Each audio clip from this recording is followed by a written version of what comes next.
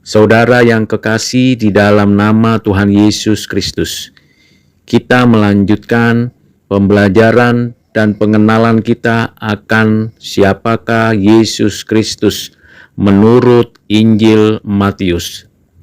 Di dalam Injil Matius pasal 5 sampai pasal 7 dituliskan mengenai pribadi dan karya Tuhan Yesus yang mengajarkan tentang kerajaan Allah, prinsip, pengertian, etika, konsep, dan kehidupan dari orang-orang yang berada di dalam naungan terhisap pada kerajaan Allah.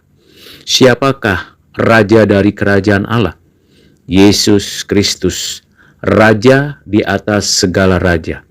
Pemerintah-pemerintah yang ada diangkat dan diberhentikan oleh Tuhan Yesus.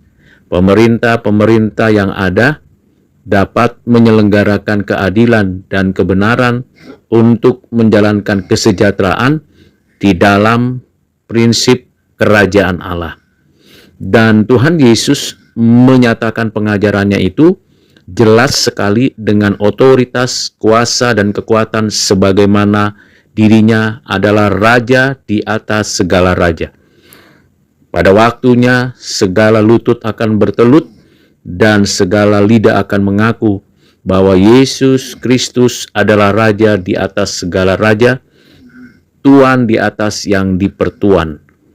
Di dalam Matius 7 ayat 28 dengan jelas dituliskan bahwa setelah Yesus mengakhiri perkataan pengajaran-pengajarannya itu dengan utuh, lengkap, detail, maka respon orang-orang yang banyak mendengar apa yang diajarkan Tuhan Yesus, mereka takjub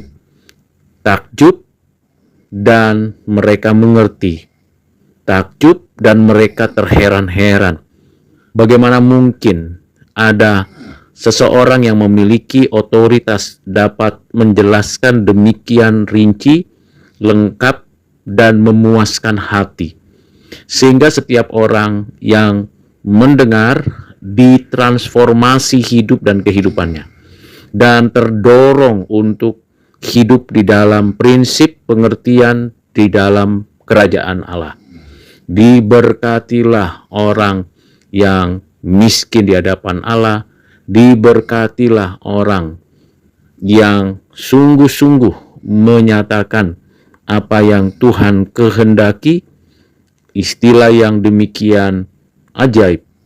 Diberkatilah orang yang berduka cita, yang lemah lembut, yang lapar dan haus akan kebenaran, yang murah hatinya, yang suci hatinya, yang membawa damai, dan yang hidup di dalam kebenaran.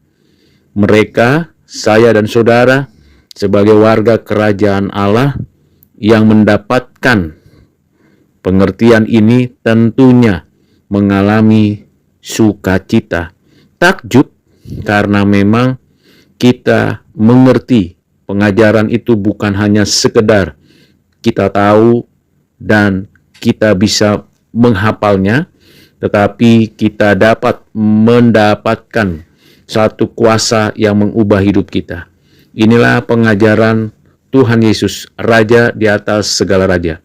Jadi dia bukan hanya nabi di atas segala nabi, tetapi juga dia adalah raja di atas segala raja. Seorang raja yang mengajar warga kerajaannya dengan penuh kuasa, kasih, dan kebenaran. Dan orang-orang yang mendapatkan pengajarannya dipenuhi dengan damai sejahtera. Inilah yang membuat kita betul-betul mengagumi, menghormati, dan tentunya takluk menyembah kepadanya dengan penuh sukacita. Karena ada orang nantinya yang tunduk, takluk karena ketakutan dan gentar.